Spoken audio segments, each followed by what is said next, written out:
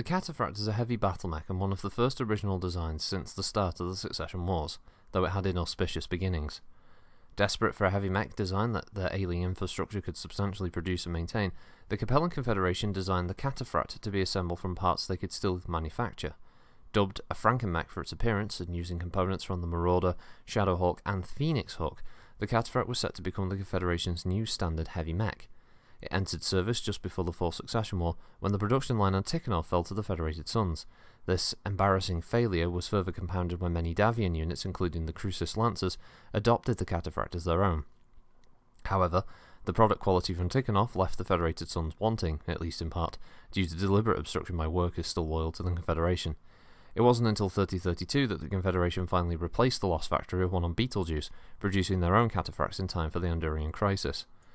Shortly after conquering Tikhonov, the Federated Commonwealth began work on the CTF-3D, intended to stand toe-to-toe with an assault mech and be as versatile as possible. Despite the upgrades, the CTF-3D was only marginally deployed by the armed forces of the Federated Commonwealth, and eventually relegated to the Crucis March militia as an insult to the Capellans. The longest range weapon carried by the 3D Cataphract is a General Motors Nova 5 UltraA AC5 in its right arm, boasting a rate of fire twice that of the standard autocannon.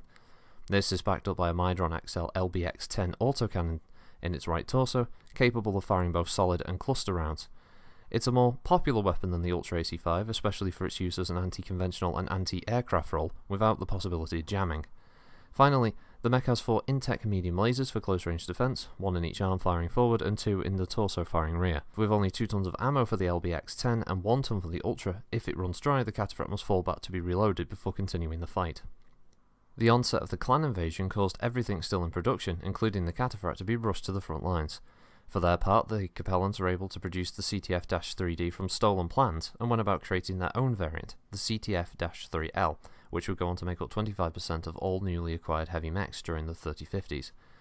The 3L differed from the 3D variant by equipping a Ceres Arms Warrior extended range particle protection rifle instead of the Nova 5 Ultra seen on the Commonwealth model. It retains the LB-10, but adds both double heatsinks and mask where the jump jets used to be. Finally, the 4 medium lasers are upgraded to pulse variants of the Ceres Arms Model W, with the upgraded heatsinks keeping the unit cool during combat.